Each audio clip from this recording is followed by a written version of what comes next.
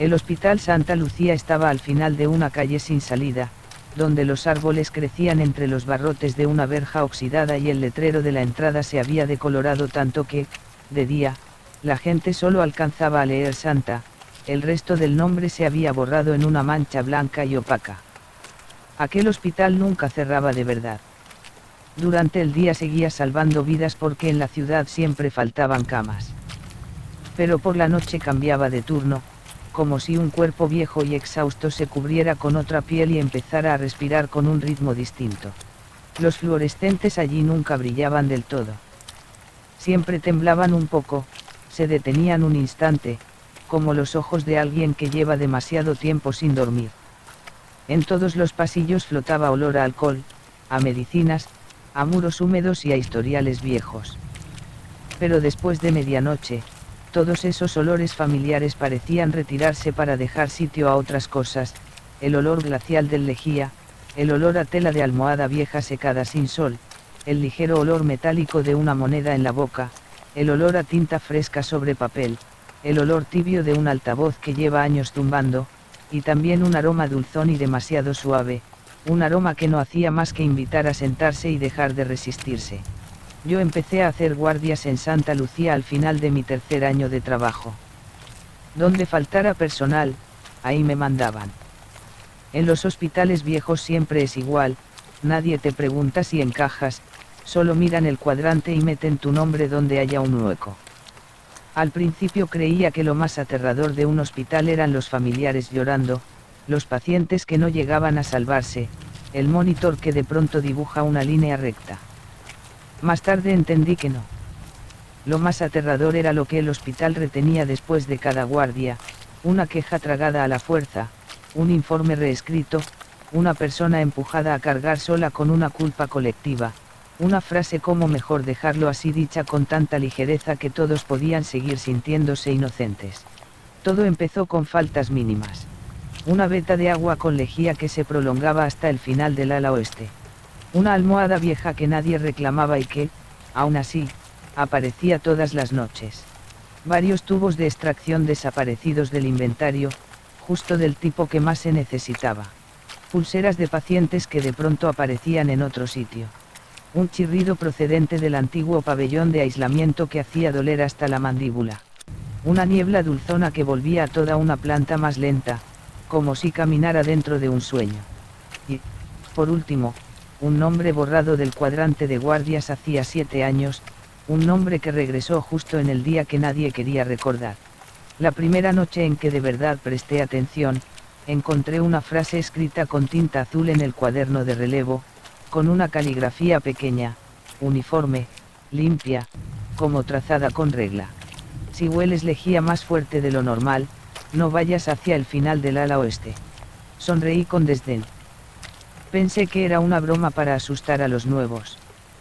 A la 1 de la madrugada, el montacargas del fondo del pasillo dejó escapar un tintineo muy tenue. Las puertas se abrieron y no salió nadie. Solo una corriente de aire helado, cargada de olor a desinfectante, me golpeó el rostro y me hizo parpadear. Y, al fondo del ala oeste, donde se suponía que nadie debía entrar desde hacía años, vi una silueta de uniforme blanco inclinada sobre el suelo, fregando las baldosas con movimientos tan exactos que daban miedo. Esa fue la primera noche de Clara. Clara era la mejor enfermera del área quirúrgica. Antes de que todo empezara a torcerse, todo el mundo en el hospital decía lo mismo. Nunca movía un instrumento de más, cambiaba vendajes con una limpieza que tranquilizaba solo con verla, y cuando daba instrucciones a los pacientes lo hacía en voz baja, clara, sin una palabra sobrante. En un hospital viejo como Santa Lucía, alguien así valía más que una máquina nueva. Pero luego Clara empezó a cambiar a través de una costumbre que, al principio, parecía inofensiva, volvía a limpiar todo. Primero los pomos de las puertas. Luego las mesas de acero. Después los bordes de las cortinas. Más tarde las barras del pasillo, las ruedas de las camillas, los botones del ascensor, las tapas de los cubos, los respaldos de las sillas, el cristal de la ventanilla de farmacia. Limpiaba de nuevo incluso aquello que ya acababa de desinfectarse. Cuando se quedaba sin paños estériles, usaba algodón. Si no quedaba algodón, usaba gasas. Y si no había gasas, cogía servilletas de los familiares y las empapaba de lejía. Aquella noche me habían mandado al bloque quirúrgico antiguo porque faltaba gente en reanimación. Sobre las 12:30 vi a Clara ante el armario del material, cambiándose el tercer par de guantes en 10 minutos. Tenía el rostro inclinado hacia una mancha que yo, por más que entrecerraba los ojos, no lograba ver. ¿Sigue sucio?, le pregunté. Clara no levantó la cabeza enseguida. Primero se miró las manos, como si comprobara si llevaba algo adherido a la piel, y solo entonces contestó. La suciedad no está en la superficie. ¿Entonces dónde? En la pared. En las rendijas. En las manos de la gente también. Lo dijo con una serenidad tal que no supe si reírme o seguir preguntando. Pero en ese mismo momento el olor a lejía se intensificó. No era el olor corriente de una limpieza cualquiera. Era frío y agresivo, como si quisiera barrer incluso el aire. La seguí un rato porque temía que echara demasiado producto y acabara irritando a los pacientes. La vi empujar su carro por el ala oeste y pulverizar en el suelo una línea recta. Sin curvas, sin cortes. Una raya continua que iba desde el armario del material hasta la puerta metálica del fondo del pasillo, donde colgaba un cartel que decía antigua sala de esterilización fuera de servicio. Un celador pasó por allí y, sin darse cuenta, pisó la línea. Clara se volvió hacia él. No con ira ni con enfado. Lo miró como si acabara de tocar con las manos sucias una mortaja.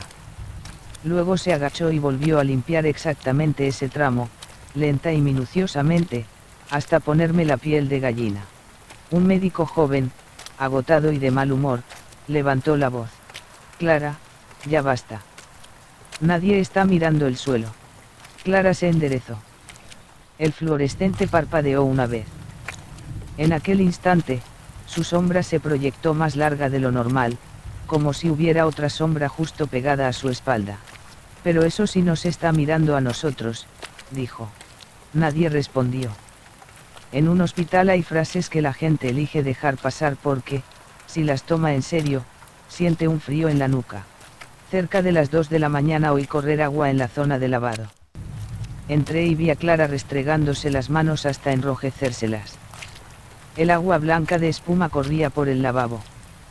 En el espejo viejo, su rostro aparecía cortado por la luz en franjas de claridad y sombra. Te estás haciendo daño, le dije. Clara me miró a través del espejo. Tenía la mirada cansada, pero no era una mirada cuerda del todo. ¿Ya lo hueles?, preguntó. ¿Joule qué? El olor de lo que no acepta limpiarse. Estuve a punto de bromear para aliviar el ambiente, pero en ese instante el extractor del techo soltó un chirrido. No fue fuerte. Solo lo bastante agudo como para parecerse a unas uñas rozando metal. Clara cerró los ojos un segundo y volvió a abrirlos. Se mete por las grietas de la pared, susurró. Si no lo detengo, por la mañana llenará todo el pasillo. Acto seguido empujó el carro directamente hacia el final del ala oeste. La seguí. Pero delante de la puerta de la antigua sala de esterilización se volvió y, por primera vez, me miró de frente. Tenía los ojos más abiertos de lo normal. No por rabia, sino por una clase de súplica desesperada. No me sigas, dijo. La noche ya se te ha pegado encima. Antes de que pudiera agarrarla del brazo, Clara sacó una llavecita de no sé dónde. La cerradura hizo clic. La puerta se entreabrió y una ráfaga helada me golpeó la cara. El olor a lejía era tan intenso que me hizo lagrimear. Ella empujó el carro adentro y cerró la puerta con suavidad. Golpeé la puerta. Nadie contestó. Llegaron el vigilante, el técnico, el médico de guardia. Cuando logramos forzar la cerradura, casi al amanecer, Clara ya no estaba. Dentro solo había una estancia absurdamente limpia. Las baldosas secas y brillantes. Los estantes de acero pulcro reluciendo. Los paños doblados en pilas perfectas, alineados al milímetro. los pulverizadores colocados en una fila tan precisa que parecía medida con regla. En la pared del fondo, con una tinta azul demasiado familiar, se leía una frase escrita en letra pequeña. Si algo sigue sucio, nadie está a salvo. Desde aquella noche, exactamente a las 3 de la madrugada, el ala oeste empezó a llenarse sin falta de un olor a lejía. Bastaba con que alguien dejara caer una gota de medicación, una mancha de café o la huella embarrada de un zapato, para que a la mañana siguiente ese punto apareciera impecable, atravesado por una línea recta de limpieza perfecta, como si alguien hubiese pasado durante la noche a corregir el fallo. La gente dejó de mencionar el nombre de Clara. Los hospitales saben olvidar a los suyos con una rapidez espantosa. Y luego vino Inés. Inés nunca había sido el tipo de persona que llamara la atención. Era pequeña, de hombros estrechos, hablaba poco y caminaba con una ligereza tal que muchas veces solo sabías que había pasado por detrás de ti por el roce de su uniforme. Lo que la hacía inolvidable eran los ojos. Inés parecía vivir después de otro insomnio, con los ojos demasiado abiertos, demasiado secos, como alguien que temiera que, si parpadeaba apenas un segundo, se perdería algo que no debía oír. Tras lo de Clara, me asignaron unas cuantas noches al antiguo pabellón de hospitalización, porque allí también faltaba personal. Era un edificio viejo, de techos bajos, paredes húmedas y un pasillo largo que parecía las tripas de una casa abandonada. Al fondo estaba la lavandería en desuso, y detrás una escalera secundaria cerrada con cadena. La primera noche allí, la enfermera que me relevó solo me dijo una cosa: no dejes que Inés vaya sola después de las 2. Le pregunté por qué, pero miró a su alrededor y se marchó sin responder, como si ya hubiera hablado demasiado. Inés tenía una costumbre extraña, siempre llevaba consigo una almohada vieja. No era de los pacientes. La funda, color crema, tenía los bordes gastados y estaba tan hundida que parecía aplastada por años de uso. La abrazaba contra el pecho como si fuera algo más necesario que cualquier historial. Una vez le pregunté en tono de broma: ¿te traes la almohada a la guardia para qué? Ella respondió de inmediato, sin sonreír: para vigilar el sueño. Creí que lo decía por decir. Hasta que, cerca de la 1 de la madrugada, sonó el timbre de una habitación del final del pasillo y entendí que no estaba bromeando. Fue delante de mí. Al llegar a la puerta no entró enseguida. Se quedó quieta en el umbral, ladeando la cabeza como si escuchara algo suspendido en el aire. En el pasillo sonaba el monitor, goteaba una tubería antigua, y se oían unas zapatillas arrastrándose más allá. Sin embargo, en los pocos segundos que Inés se quedó escuchando, tuve la impresión de que todos aquellos sonidos perdían una capa, se alejaban, se adelgazaban. Abrió la puerta, apoyó la almohada en el antebrazo izquierdo y se inclinó hacia el paciente.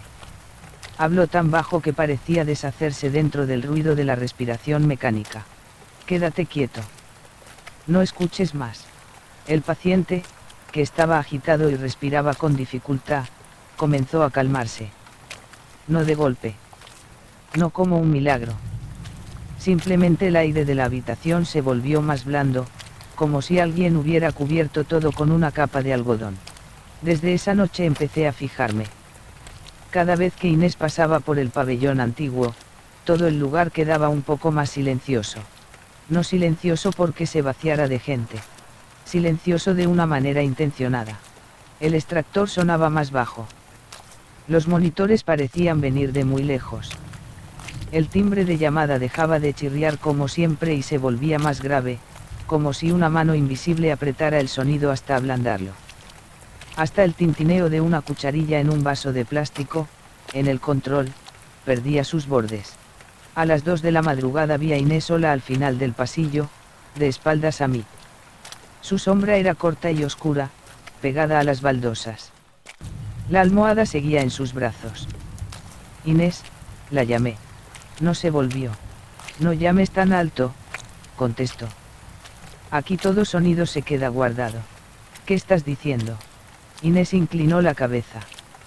En esa postura se parecía a alguien pegando la oreja a un muro para averiguar si del otro lado hay alguien. La gente no duerme solo por la enfermedad, dijo. A veces no duerme porque el hospital no deja que duerma. Si se vuelven demasiado delgados, oyen lo que sigue despierto dentro de las paredes. Iba a acercarme, pero las luces del pasillo parpadearon una vez. En ese instante de penumbra, el silencio que acompañaba a Inés se volvió denso, se me vino encima como agua. Desapareció el sonido de las máquinas, de la gente, de todo. Solo oí el latido de mi propio corazón dentro de la garganta. Cuando la luz volvió, Inés ya se había alejado unos pasos hacia la lavandería abandonada. La seguí. Al llegar a la puerta, apoyó la mano en el pomo. Aquella puerta estaba asegurada con cadena por fuera. Y aún así se abrió sin hacer ruido, como si nunca hubiera estado cerrada. Dentro solo había oscuridad, olor a tela vieja, jabón barato y humedad de cuarto clausurado. Inés, vuelve, le dije, esta vez sin ganas de reírme. Ella se volvió.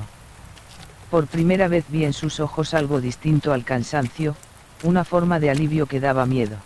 Si hay suficiente silencio, dijo, dejará de llamar a nadie. Y entró. La puerta se cerró.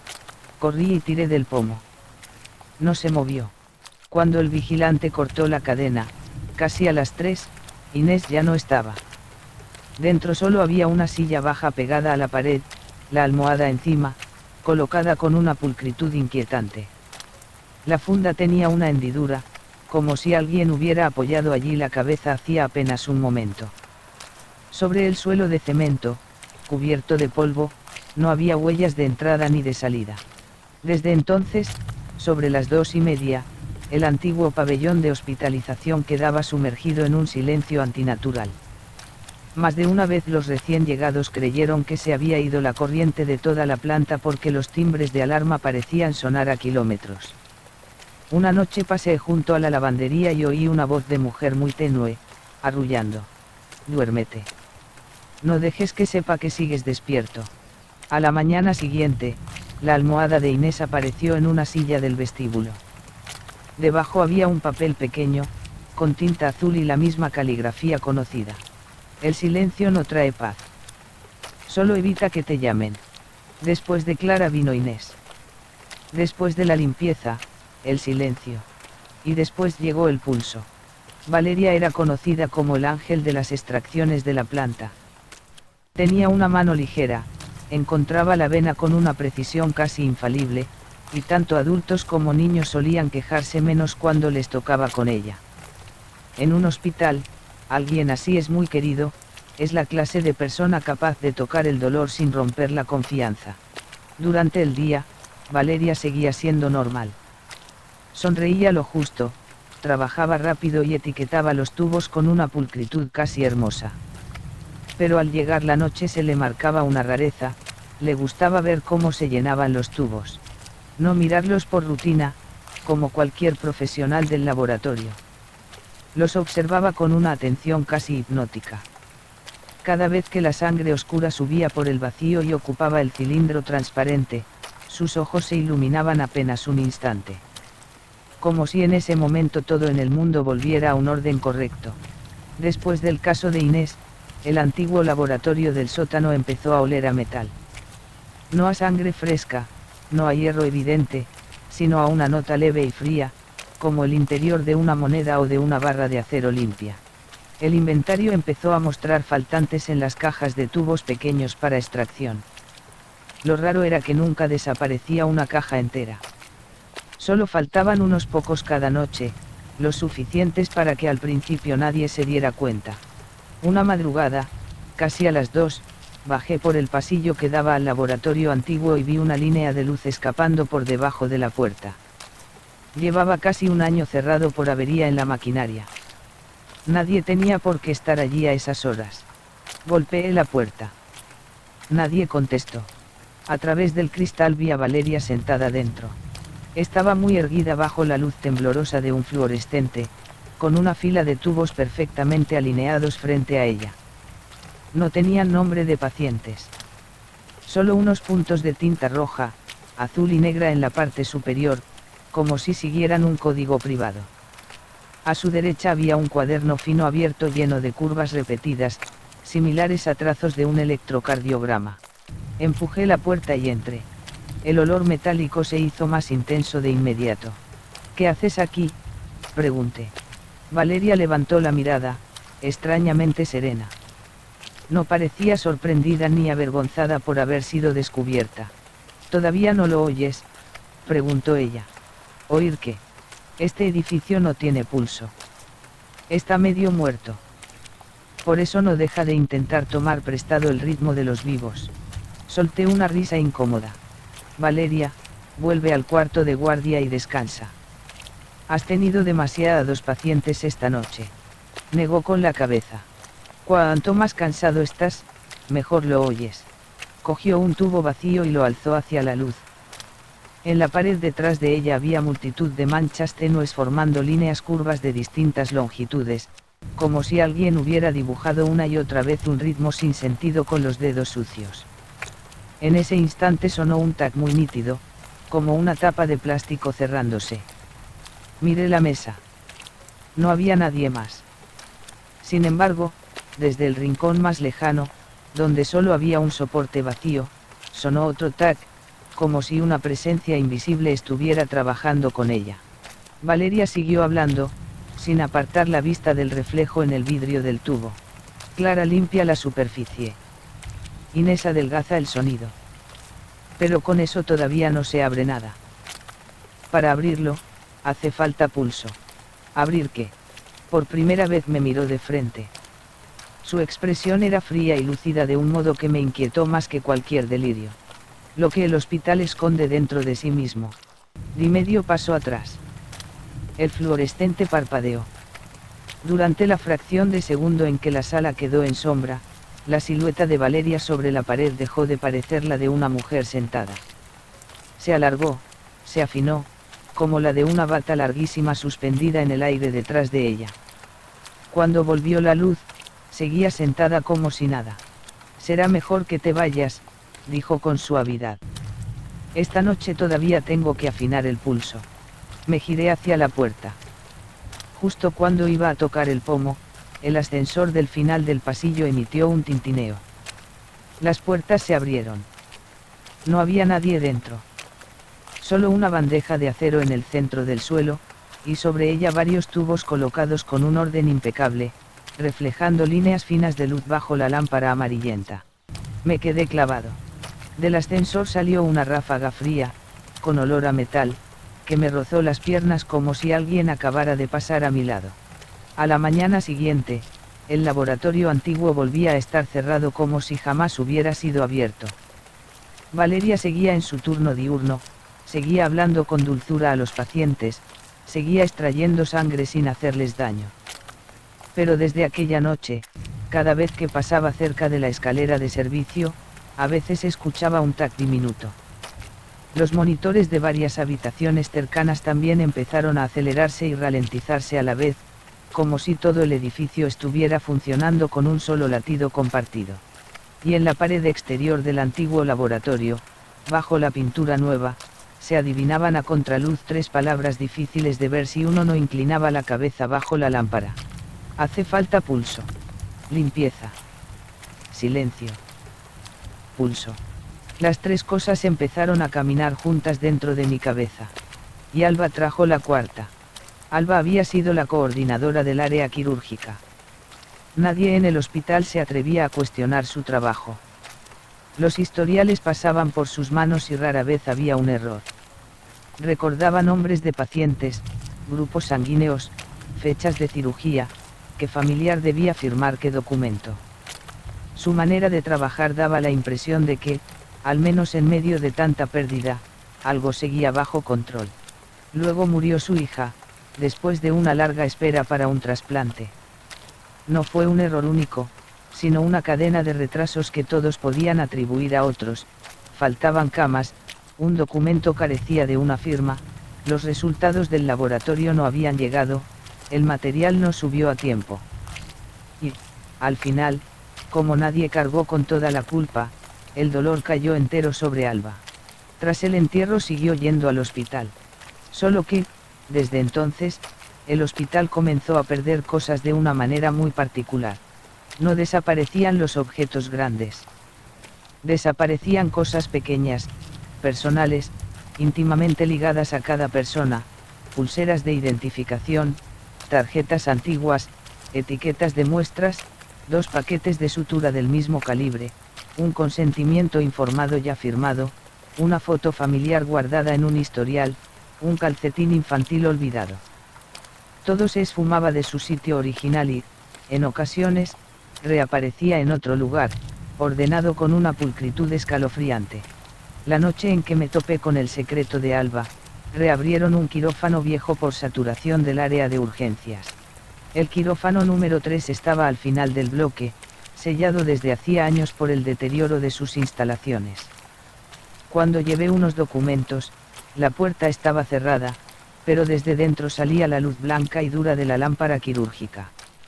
Y también un sonido tenue, no de máquina, no de voces, el sonido de alguien colocando objetos sobre acero, uno a uno, con un cuidado metódico. Golpeé la puerta. Nadie respondió. Entré.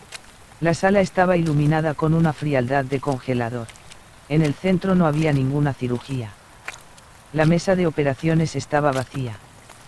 La máquina de anestesia, apagada. Pero junto a la pared había un carro lleno de objetos organizados por grupos, como si siguieran el esquema de un ser humano imaginario, pulseras en una bandeja, etiquetas en otra, jeringuillas en otra, suturas, gasas, tijeras, fragmentos de historiales, antiguas acreditaciones del personal, hasta botones de ropa de pacientes perdidos aparecían colocados en pequeños compartimentos. Encima del carro había una muñeca de tela, pequeña, envuelta en vendas como un cuerpo recién intervenido. En el pecho llevaba una etiqueta blanca aún sin nombre. Alba estaba de pie junto al carro, con el pelo recogido y guantes finos en las manos. Acababa de depositar una pulsera de paciente sobre la bandeja con el cuidado con que se deja un objeto frágil. Alba, dije con la garganta seca. ¿Qué estás haciendo? Se volvió. No tenía el rostro desencajado ni furioso. Solo frío, y cansado como el de alguien que lleva demasiado tiempo viviendo dentro de una sola idea. Recoger, contestó. ¿Recoger qué? Las partes que dejaron caer. Miré la muñeca. Casi al instante comprendí algo, pero no me atreví a ponerlo en palabras. Si reúnes suficientes piezas, prosiguió Alba, puedes volver a armar un nombre. Una persona. Un regreso. En la pared detrás de ella había una lista escrita con rotulador negro. Limpieza. Silencio. Pulso. Fragmentos. Debajo quedaban 3 líneas en blanco. ¿Quién ha escrito eso? Pregunté. Alba no respondió.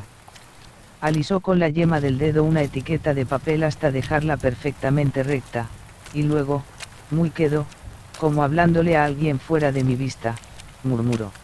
No te faltes más. La lámpara quirúrgica del techo parpadeó una vez. La etiqueta blanca sobre el pecho de la muñeca recibió un pequeño trazo de tinta, como si alguien invisible hubiera apoyado allí la punta de un bolígrafo sin llegar a escribir nada. Retrocedí. Entonces mis ojos se fijaron en mi propia acreditación, colgada del cuello. Le faltaba una esquina de plástico. No mucha, solo justo la parte final del número. Alba siguió mi mirada y sonrió apenas. A todos aquí les falta un poco antes de que les quiten todo, dijo.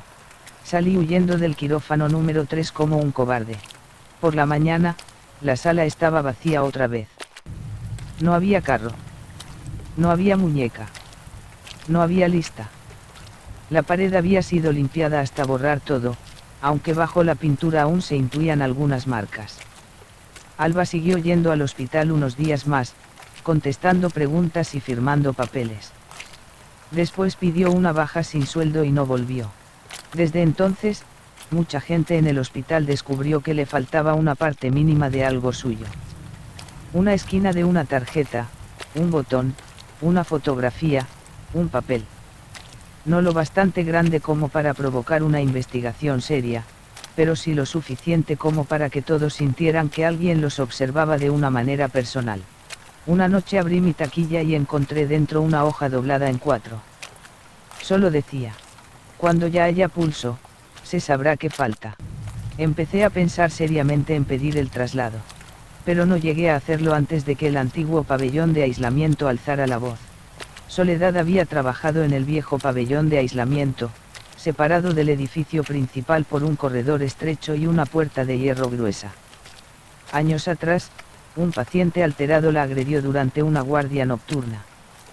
Quienes estaban de turno aquella noche contaron que Soledad había pedido ayuda durante mucho tiempo.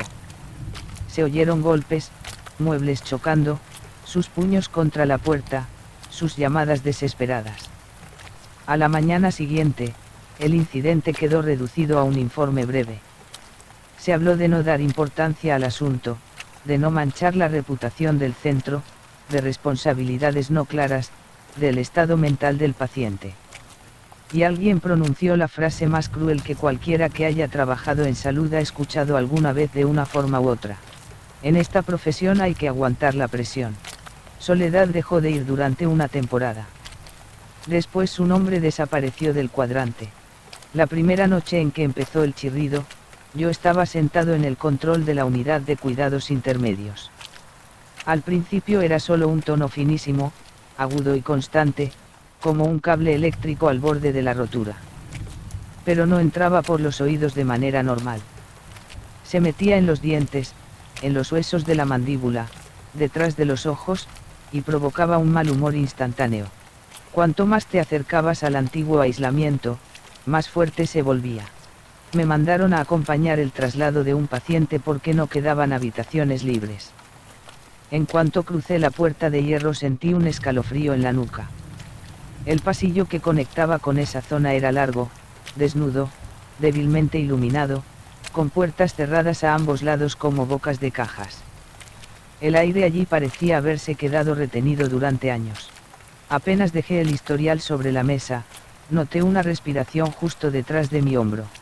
Me volví. No había nadie. Solo el cristal esmerilado de la puerta de la habitación de enfrente. Y, detrás de aquel vidrio, una sombra de mujer de pie muy cerca, con el pelo recogido y los hombros delgados. El rostro no era más que una mancha más oscura que el resto. El tono agudo se clavó más hondo. Intenté usar el valquie. Solo devolvía estática. Entonces una voz de mujer habló desde muy cerca, aunque yo no podía determinar desde dónde. Aquel día llamé y me pidieron que no alterara las cosas. No fue un grito. No fue una amenaza escandalosa. Fue una voz narrando, con una frialdad que me atravesó los huesos. Corrí hacia la puerta de hierro. Cerrada. El chillido creció, pasando de un sonido fino a una cuchilla de ruido que me atravesaba la cabeza. Me tapé los oídos, pero no servía de nada, porque no entraba por los oídos. Entraba por el cráneo entero. Las luces comenzaron a parpadear. En el vidrio esmerilado apareció una mano húmeda desde dentro, con los 5 dedos marcados. Se deslizó lentamente hacia abajo, dejando una estela alargada, como si alguien desesperado hubiera intentado golpear sin fuerza. Entonces se encendieron los altavoces del pabellón. «Escúchame una vez», dijo aquella voz. Ese día yo necesitaba que alguien me oyera. Ellos necesitaban un expediente más limpio. El chirrido explotó. Los pacientes de las habitaciones empezaron a gritar, no tanto por el ruido en sí como por la sensación insoportable que les producía. Un médico en el pasillo principal lo oyó y fue hacia la puerta. Cuantos más gritos, más subía el tono. Parecía alimentarse del desorden, del sistema nervioso al límite de todo el mundo. Empecé a golpear la puerta para que me sacaran. En ese momento, la voz volvió a salir por el altavoz. «Pues ahora calaos todos». Y, de pronto, todo el pabellón cayó en un silencio abisal, como si lo hubieran hundido bajo el agua. Se apagaron los gritos, las máquinas, el mundo entero. Solo permanecía el latido desbocado de mi propio corazón y la sensación de estar siendo obligado a guardar silencio hasta asfixiarme. La puerta de hierro se abrió cuando el técnico logró dar con la llave de emergencia. Salí casi desplomándome. Pero el ruido no se quedó dentro del aislamiento. Se deslizó hacia el sistema de megafonía, corrió por los cables hasta otras salas del hospital, y pocos minutos después media planta estaba frunciendo el ceño, sujetándose la cabeza, levantando la voz o rompiendo a llorar sin motivo aparente.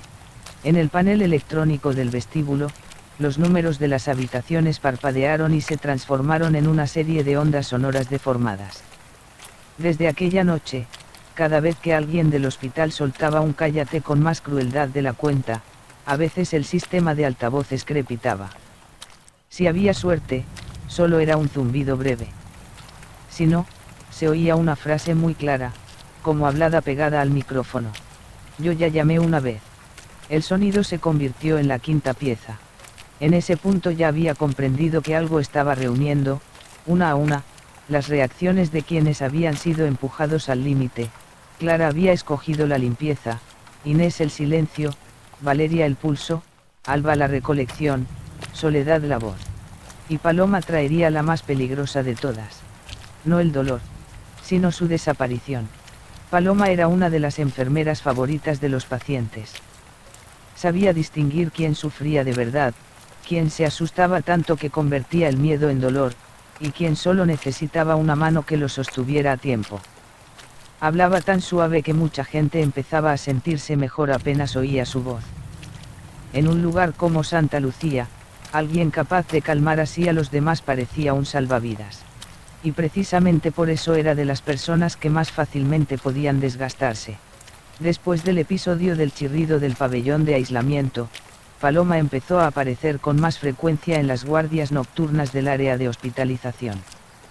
Seguía sonriendo, seguía repartiendo medicación, seguía convenciendo a los pacientes de beber agua sorbo a sorbo. Lo único que había cambiado era algo en sus ojos. Ya no había calidez.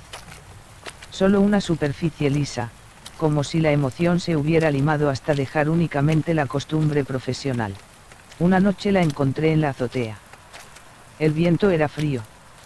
Estaba apoyada en la barandilla y no me miró, se limitaba a observar el patio oscuro del hospital. ¿Tú crees que el dolor es lo que le recuerda a uno que sigue vivo?, preguntó. Contesté sin pensar. Supongo. Paloma sonrió apenas. Entonces, ¿qué pasa si ya no duele? No supe qué responder. No porque la pregunta fuera difícil, sino porque el tono con que la hizo era el de alguien que llevaba demasiado lejos una sola idea. A los pocos días, toda la zona de hospitalización empezó a impregnarse de un olor dulce. No era intenso. No olía a perfume. Era una dulzura densa y blanda, como niebla mezclada con jarabe. Cuanto más la respirabas, más pesada se volvía la cabeza. Algunos pensaron que el sistema de humidificación se había contaminado. Mantenimiento revisó los conductos y dijo que no había ninguna avería. Sin embargo, la gente empezó a comportarse de otra manera. Los pacientes se quejaban menos del dolor, hasta un punto inquietante. Familiares que un momento antes discutían con los médicos se sentaban de pronto y decían, da igual, mañana hablamos. Enfermeras agotadas se detenían frente a un papel sin recordar qué iban a hacer. Un residente que acababa de perder los nervios con un compañero aparecía 10 minutos más tarde mirando las luces del pasillo con una sonrisa vacía. La noche en que aquello se volvió evidente, la niebla del pasillo era más espesa de lo normal. La luz la atravesaba formando velos blanquecinos de una belleza sospechosa. Los altavoces no lanzaban ya el chillido de Soledad, sino una nota grave, larga y uniforme, parecida al sonido sostenido de una copa de cristal. No hacía daño. Hacía que los hombros descendieran. Que los párpados pesaran. Que la voluntad empezara a parecer un esfuerzo innecesario. Vi a Paloma caminar por el pasillo con una bandeja de medicación en las manos. Repartía vasitos y comprimidos a pacientes, y también a algunos trabajadores demasiado cansados. No le des nada más a nadie, le dije, cortándole el paso. Paloma me miró sin enfadarse. Casi con compasión. Solo intento que sufran menos. Si sufren, se trata según prescripción. No así. Paloma inclinó la cabeza. ¿Sabes cuánta gente aquí desea cada noche que el dolor se apague del todo? Lo sé. Entonces, ¿por qué os asusta cuando existe una manera? Miré la bandeja. No había nada extraño a simple vista. Analgésicos, calmantes, vasitos de agua. Pero lo que me aterraba no estaba en la medicación, sino en la forma en que hablaba. Paloma sonaba como si hubiera aceptado por completo que la solución más misericordiosa para todos era dejar de reaccionar, dejar de resistirse, dejar incluso de estar lo bastante despiertos como para entender lo que estaba ocurriendo. El dolor hace que la gente grite, murmuró. Los gritos ensucian el hospital. La suciedad trae desorden. El desorden hace que todos acaben hiriéndose. Si todo fuera suave, nadie heriría a nadie. Al decir eso, me llegó otra vez el olor a lejía del fondo del ala. Oí el tac del plástico en la escalera.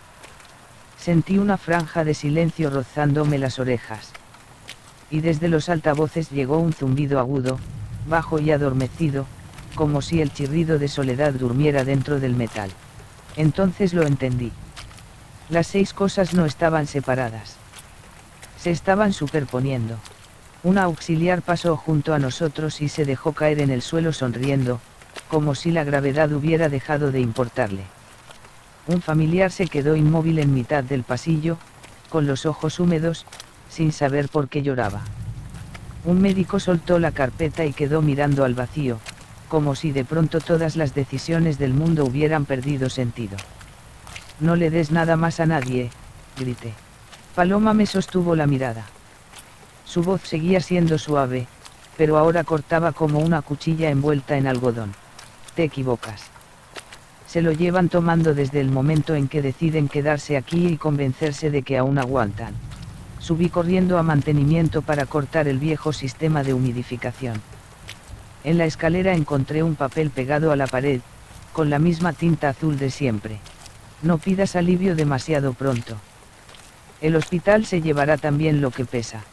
Cuando volví a la azotea, Paloma ya estaba de pie sobre el borde elevado de la barandilla, con los brazos abiertos al viento como si quisiera abrazar todo el cansancio que respiraba abajo.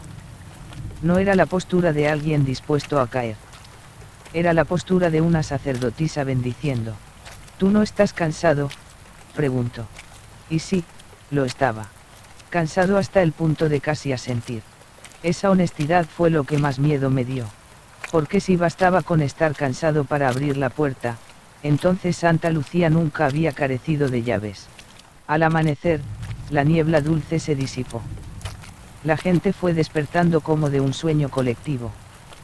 Nadie recordaba con claridad dónde había estado, qué había dicho, qué había dejado sin hacer. El hospital registró aquello como una incidencia técnica del sistema de humidificación que causó malestar. Nada más. Pero en el cuaderno de relevo de la noche siguiente había una línea nueva. No confundas el alivio con la salvación. Las 6 piezas ya estaban reunidas. Supe entonces que lo último llegaría en el peor momento posible. Y llegó en el 7º aniversario de la caída de Elena. El nombre de Elena había sido retirado del cuadrante con tanta rapidez que muchos de los recién llegados ya ni siquiera sabían que aquella enfermera había trabajado alguna vez en Santa Lucía. Yo solo había oído retazos. Hacía 7 años hubo una complicación grave tras una cirugía. La prensa nunca se enteró. La familia no alcanzó a montar escándalo. La dirección hizo una reunión cerrada. Había que colocar el peso de la culpa sobre una sola persona para evitar que todo lo demás se viniera abajo. Elena fue esa persona. Nadie dijo abiertamente la culparon injustamente. En los hospitales casi nunca se usan palabras tan limpias.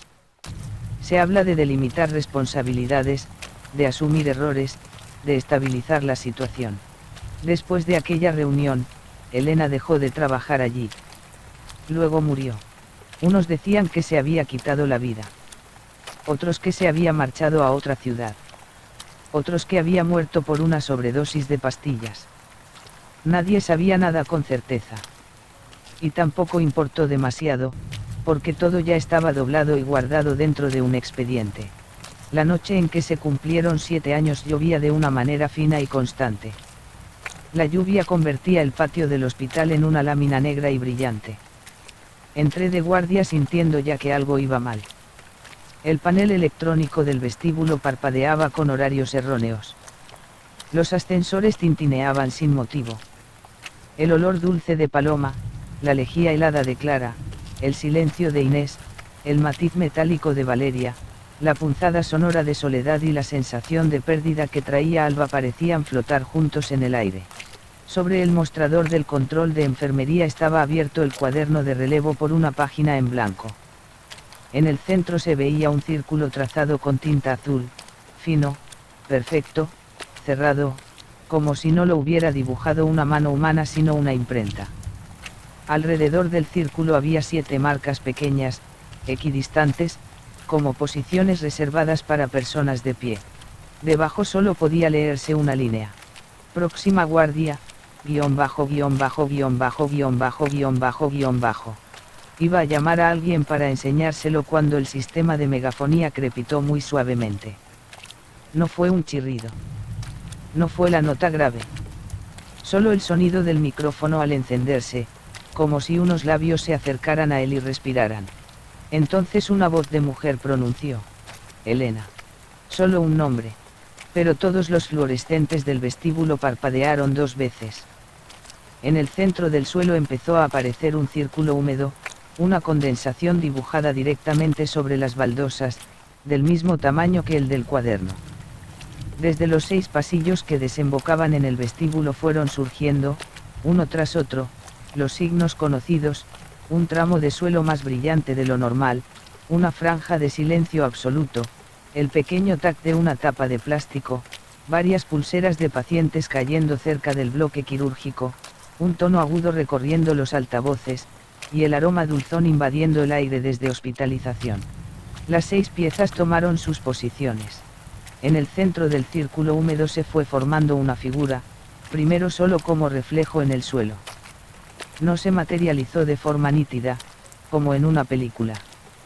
Era apenas la silueta de una bata antigua, una mujer con el pelo recogido y la espalda completamente recta.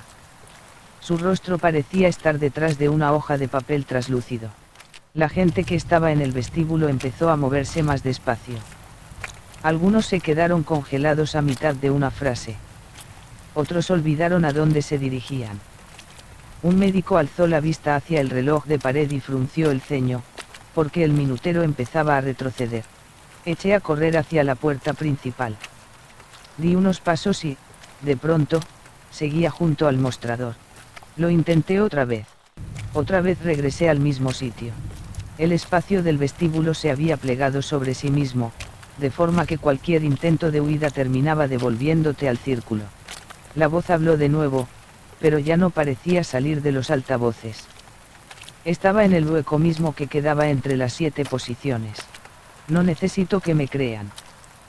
Se detuvo un instante. Necesito que digan mi nombre como es debido. Supe entonces que tenía 2 opciones: quedarme inmóvil, como el hospital había conseguido que hiciera tanta gente antes que yo, o tocar ese nombre que todos habían ocultado durante 7 años. Me temblaban las manos. El olor dulce me embotaba la cabeza, el tono agudo me perforaba la mandíbula, el silencio me apretaba los oídos, la lejía me raspaba la garganta, el tac sonaba arriba en el techo y la sensación de que me habían arrancado algo seguía tirando de mi pecho hacia abajo. Las 6 piezas sostenían el vestíbulo como 6 manos invisibles. En la página del cuaderno, la línea de próxima guardia seguía vacía. No sé de dónde saqué el valor. Tal vez del puro agotamiento. Tal vez porque por primera vez comprendí que callar nunca había sido tan inocente como yo quería creer. Agarré el bolígrafo que había sobre el mostrador. Al quitarle el capuchón hizo un clic diminuto, y en medio de aquel silencio forzado sonó más claro que cualquier otra cosa. Escribí. No escribí mi nombre. Escribí: Elena estuvo aquí. Elena no debió cargar sola con todo. En el instante en que terminé el último trazo, todos los fluorescentes del vestíbulo parpadearon 3 veces seguidas. El tac del techo se volvió frenético y luego cesó. El olor dulce se retiró como niebla rota por el viento. El tono agudo se contrajo hasta convertirse en una respiración breve. El silencio de Inés se rasgó lo suficiente como para dejar entrar el sonido de la lluvia golpeando los cristales.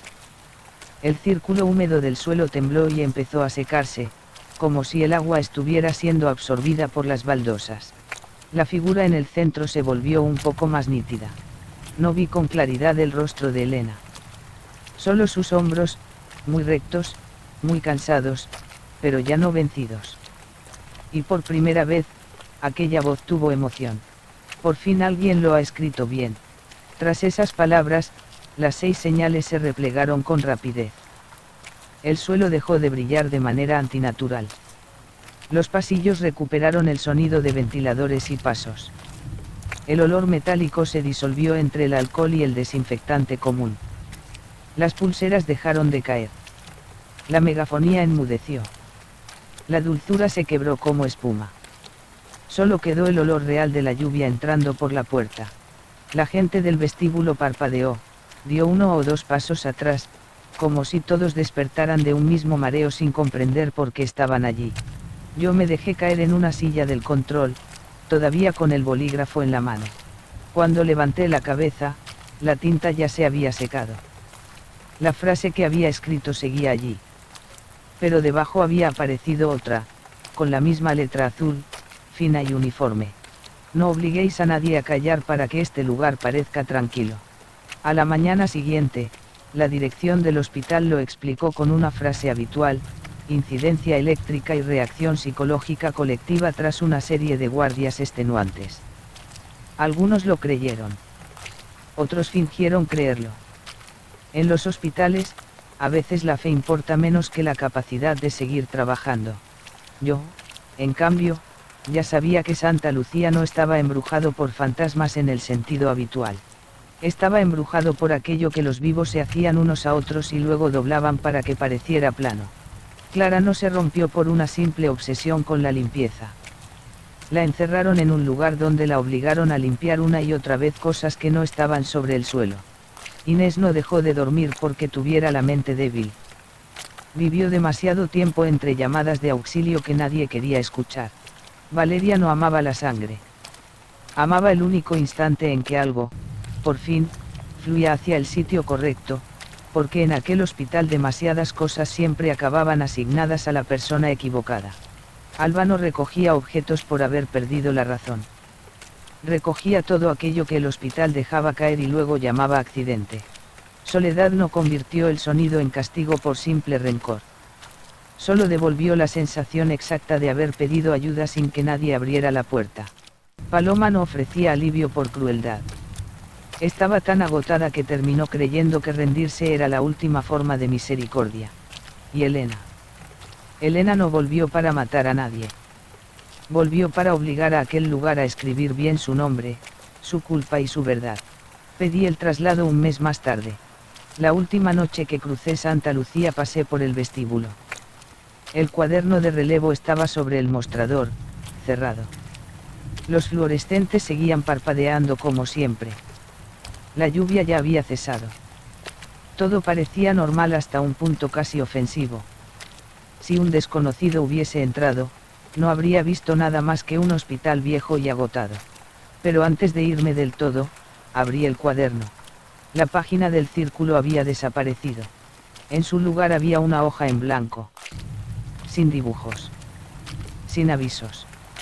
Solo una frase, en tinta azul y letra pequeña. Toda guardia empieza con un hueco. No dejes que el silencio firme antes que tú. Cerré el cuaderno y me fui. Detrás de mí, la megafonía no crepitó.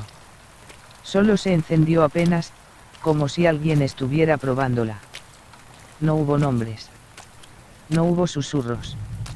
Solo una pausa breve, suficiente para que yo comprendiera que nada de lo que había quedado en aquel hospital se había desvanecido. Solo dormía dentro de los muros viejos, aguardando el momento exacto en que la gente estuviera demasiado cansada, demasiado asustada o demasiado dispuesta a dejar las cosas pasar, para volver a subir a la superficie.